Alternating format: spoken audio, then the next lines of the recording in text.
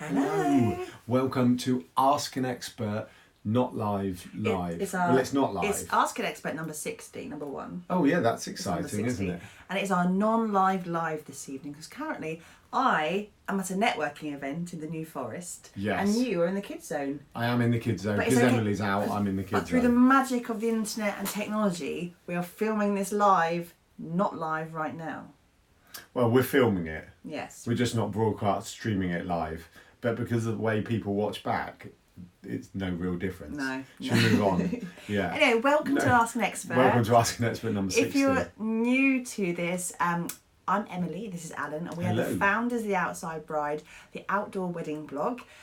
We do this Ask an Expert session every single week, talking you through all your trials and tribulations about planning your own outdoor weddings, and we aim to help you with just a little bit of nuggets of information here, there and everywhere. Yes, we do. With our little bit of knowledge that we have about the outdoor wedding industry. Little bit. We are outdoor wedding experts. Pa-pow. Pa-pow, pa-pow. So, if you're watching this on YouTube, we would absolutely love it if you gave us a little thumbs up. Yes. Give us a thumbs up. Thumbs up. That's like this. If you've never seen a thumbs up before, it's like this, not like this, not like this, like this. And if you give one, we would love you forever.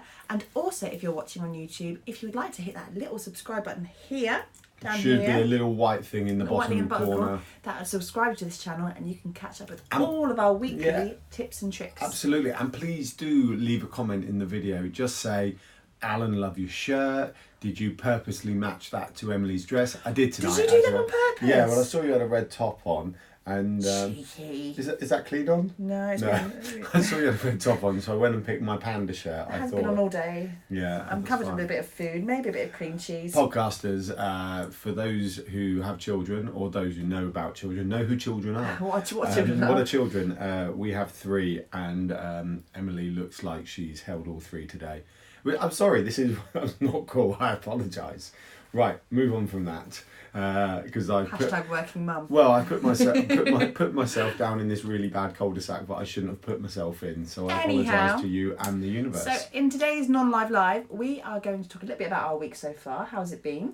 Yeah, no, it's been a very, very good week. You're at a networking night, and I'm in the kids, and everything's good. Blog-wise, we've had some epic style shoots out, and we have a brand new blog coming out tomorrow. I'm really, if we were to ever own our own outdoor wedding venue, tomorrow's blog post pretty much sums up the type of venue that I would like to own. It's very nice, isn't it? All the way from Texas. I don't think there's anything like it in the UK. So maybe. If there is, please tag it. If you know of a venue in the UK, like in, what would it be? Thursday, the 4th. The 4th of April, and the blog that goes out. I'll link to it in the video. Yeah, but it's an open-sided agricultural barn that has used. So it's kind of indoor-outdoor. They've got outdoor wedding ceremonies and outdoor space and all the lawns. But the agricultural barn that has been converted, it's got a nice concrete floor.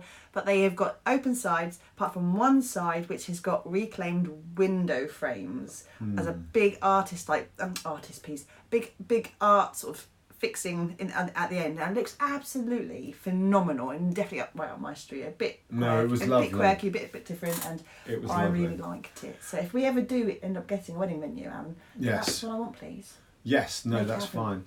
Okay, we'll do. So tonight, what we're actually going to do, so Nicola Warren did a guest post for The Outside Bride last week called Top Tips for Planning an Outdoor Wedding. So tonight we thought we would bring Nicola's blog post to life. Nicola's from Applewood Weddings, and she also has a second Blossom Barn Weddings. Sorry, Nicola. So she has 2 venues that she manages and she looks after. So she is definitely in the know when it comes to outdoor weddings. Yes, she is. I say we don't know her personally, but she seems a-okay, doesn't she? She seems a-okay, which is all you can ask for in this world at times. So her top tips.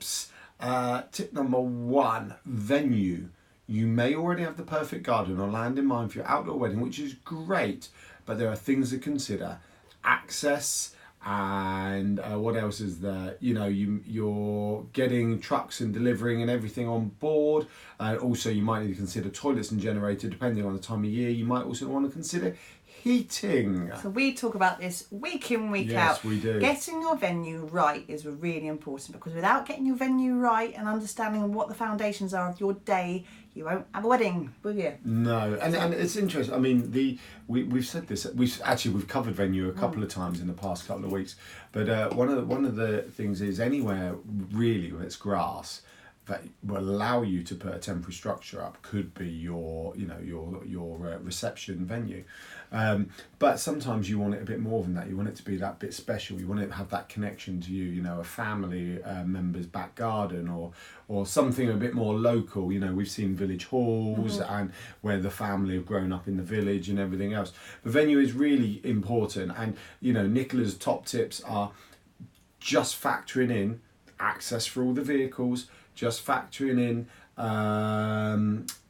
You should have read this properly before. No, you I know. started, Well, I read it, but now the problem was I had a specific part in my head, so I was trying to remember the specific part, but I couldn't remember. Look at what the infrastructure is on the ground so Yes. far. So you might be lucky that if you go to somewhere like a campsite, they already have a toilet block in place and shower washing block. So that might solve that. You might already have running water on site. You might have electric hookups, all that kind of stuff. So if that's what you've got, fantastic. That solves half the battle of working out your infrastructure and what you're going to need to bring on and what you need to have to outsource. So if you don't have any of that, just start thinking about how you're going to bring it in. That's it. And if you're not having somewhere that's personal to you, and so you're happy to go and view some, then go and view a few.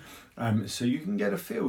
Is a view? Oh man, is a view important? Do you want a stunning view, or is it more about that kind of cozy feel? I mean, we've seen outdoor venues where they're a little bit more, I'm using the phrase sunken, that's not quite what I mean, but sunken with trees around them and the intimate and all of this. But then we've seen these ones with stunning views, across the stunning views. I've thrown my arms out podcast. There's stunning views across, the downs and the hills.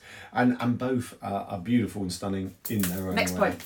I love a bit of gesticulating. No, I was gesticulating. I like a bit of gesticulating. Time of year. We covered this last week a little bit We anyway. didn't we? Time of year is really important, especially if you're a UK bride and groom.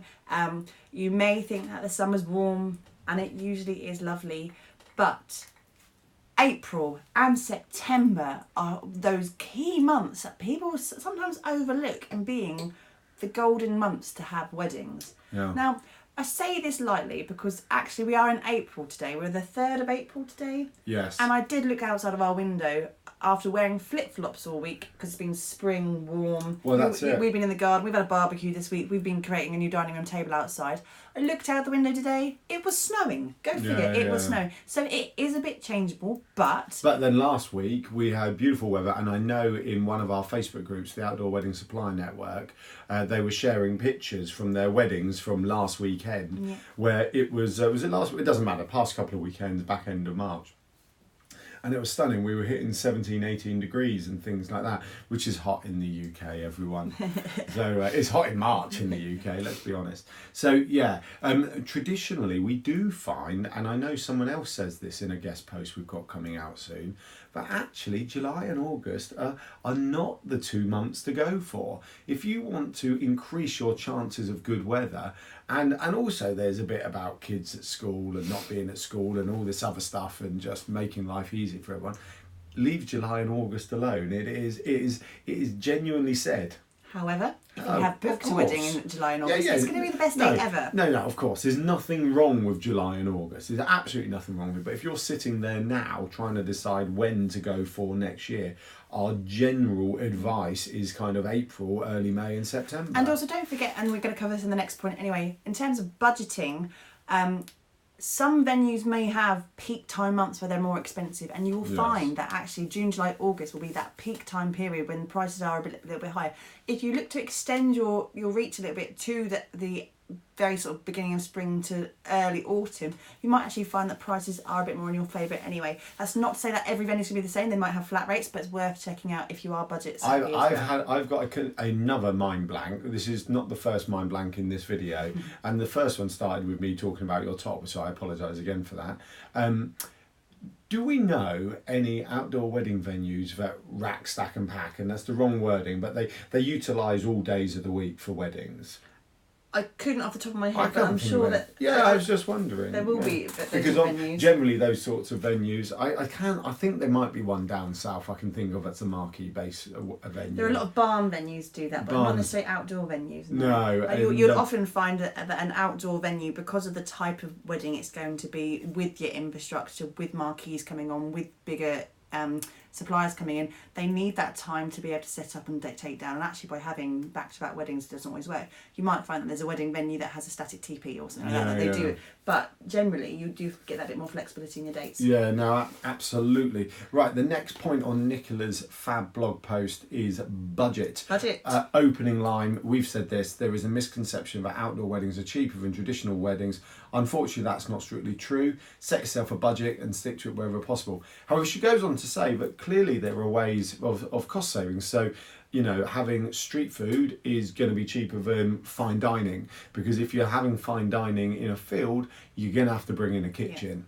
Whereas if you're having a barbecue, street food, or something else, anything else along those lines, then generally they turn up and they cook it themselves for you. There are big savings you can make as well, and it's whatever you're prepared to compromise on. And compromising in weddings can be a little bit of a sore subject, because you have it is because you know what you want. You know what you want, and sometimes, unfortunately, your budget won't allow you to have exactly what you've been dreaming of for the last 20 odd years that you've been wanting to be engaged for. So it's learning to compromise. For example, give me an example or something. I don't know, a teepee.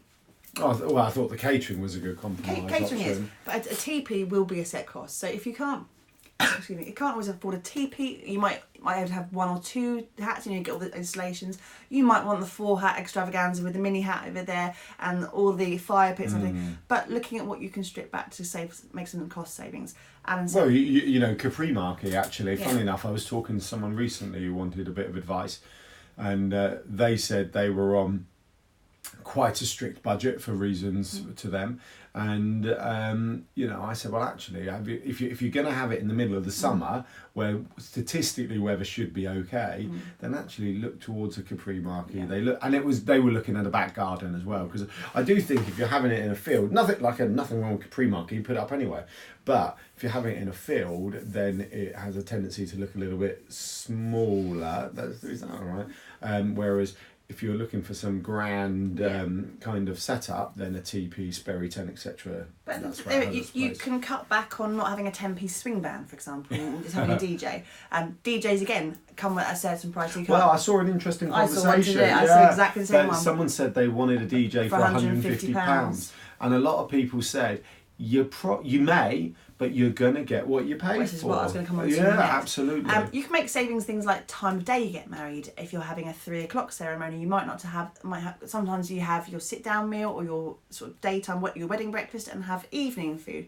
If you get later in the day ceremony, you might actually find that you need to do one set of food in the evening, therefore you're saving a little bit of cost there. If you can't afford to feed 100 people, don't feed less. Have less people, or look at different types of food. Maybe have a picnic. Maybe you have afternoon tea rather than having a 3-course meal. There are lots of savings you can make that way.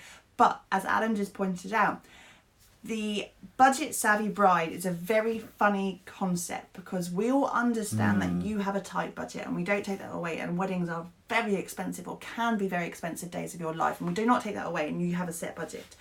But be very, very careful in what you wish for when you start to say, I'm on a budget, I've got this, what can I get for that, in terms of looking at suppliers, because you will get what you pay for. And Alan's quite right. If you're looking at, I've only got £150 for a DJ, and most DJs cost between £500 and £1,000, depending on their setup, how long they're playing for, the equipment they're bringing, their public liability insurance, and their electric and all that kind of stuff. Sorry, we're linked to we interviewed a DJ recently, so I'll link to that as well. But one of the key bits I got from him is the cross cost saving. So they brought lights with them. Yeah. So you could save on lights and put that on the DJ cost type thing. But if you go with the budget option every single time, you just need to be aware that things do cost more than what your budget is. And unfortunately, your budget is what's restricting you. That's sometimes things cost that much money and you can't afford that.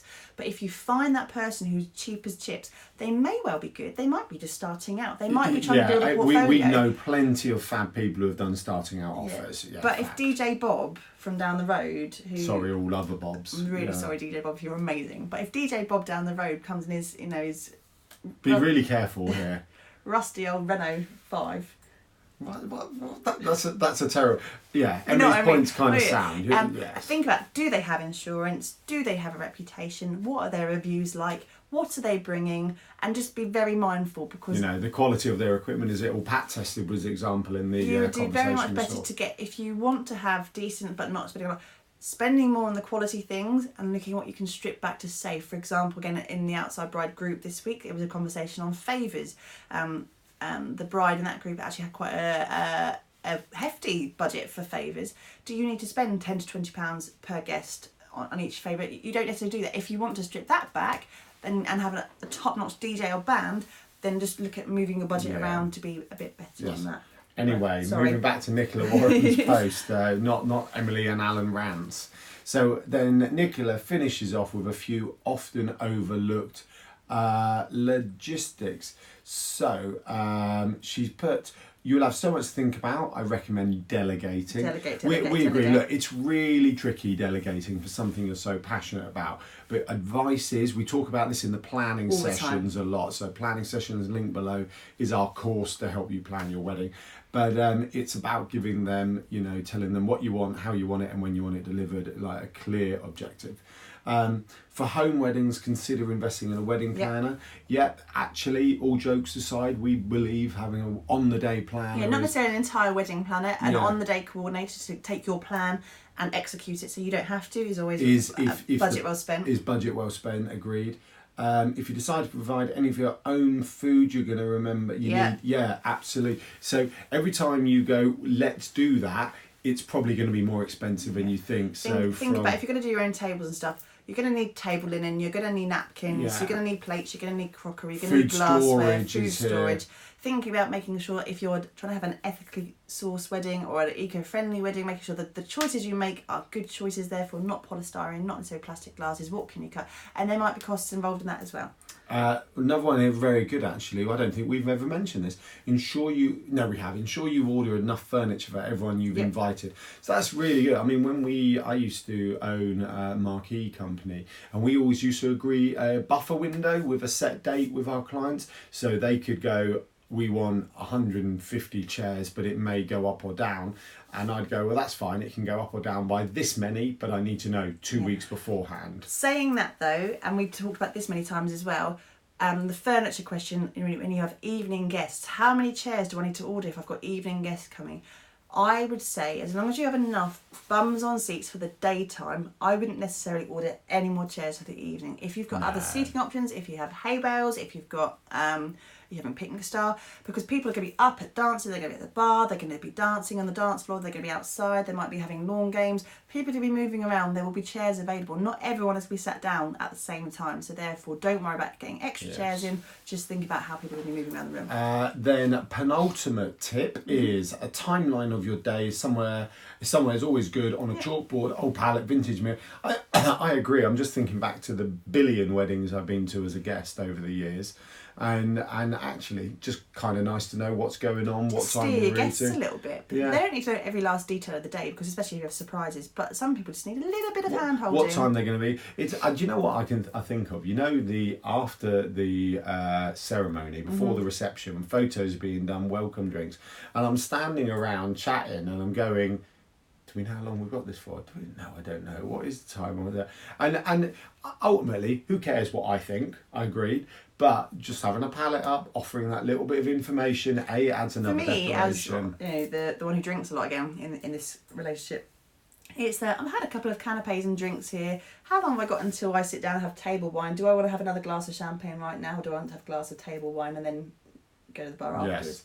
Lastly, outdoor weddings look amazing, but are not for everyone. No. If your worst fear is getting mud on your wedding dress, then it's perhaps not Probably for not. you. Very true. There are so many ways to make the day special, but ultimately it's outdoors and it's going to go ahead whatever the weather.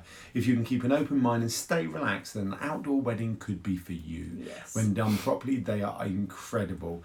They're bespoke, they're unique, and they're so much fun. If all you've done since getting engaged or even for is adore photos of outdoor weddings, then you know it's what you want. So I say, be brave and go for it. Wise words, Nicola. With that in mind, we have an Outside Bride Pinterest board. Yes, we do. Feel free to go and follow that for all things outdoor wedding inspiration. Well, we always say... So I did that segue, didn't yeah, you? nice. We always say outdoor weddings are about having what you want, where you want, how you want. it. And that's exactly right. You know, if you're not bothered and you just want to get married, then it doesn't matter. But if you do, you know, want to have what you want, where you want, how you want, then...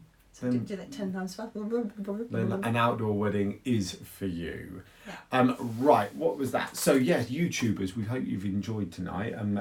Then please do subscribe and give us a thumbs up and leave a comment. Let us know about our clothing choices and have I gone through all my Hawaiian shirts often enough now? Do I need a new one? I think we need a spring-summer wardrobe. Yes, we do need a spring-summer. If anyone wants to donate to Alan's Hawaiian shirt fund, also let us know because we might be able to make that. Do I need to set up a product on the Outside Bride, Alan's Hawaiian Shirt Fund? What was we going to say? Oh, we're going to mention the planning session. So obviously for anyone who is planning their own wedding, their own outdoor wedding, we have the planning sessions linked below. It's on the Outside Bride website. It says the website. Website. It says planning sessions in the top main menu. Yeah. And really what we've done is everything you need to do, all the essential information you need to make sure your wedding is the most amazing day it could be and it goes without a hitch, we've put into a 6-part course. Each part has 4 modules in it and there's lots of videos and worksheets and other things to ensure your wedding is amazing. It can be done completely at your own pace. Yes. It's not live, it's not like led by us, it's all self-led and you can dip into it as much as you need and carry on. It's designed to be done step by step in order as of you're how you going, plan your wedding. Right, I'm about to do this now, where's the part on that? You go and do it. And you can buy, you might be like well into your planning, you go, well, I'm not quite sure about licenses, so actually one of the modules covers licenses and everything like that, and you can just buy that one module. But link below, link to the chat with DJ Simon below, link to Nicola Warren's blog post that we've just been going through, bringing to life below, and I think that's it. And do check out tomorrow's blog. I am well excited by the homestead at Old Potato Road. Well, it was going to be today's blog now. It is because this is not live. Yes, this is not live. This is live recorded live. So thank you all. Thank podcasters, thank you. Please leave a review on iTunes or hearts on SoundCloud. And thank you ever so much, everyone, and have a fab week. We can wave at each other now and I won't look an idiot while she walk off. Bye. Bye.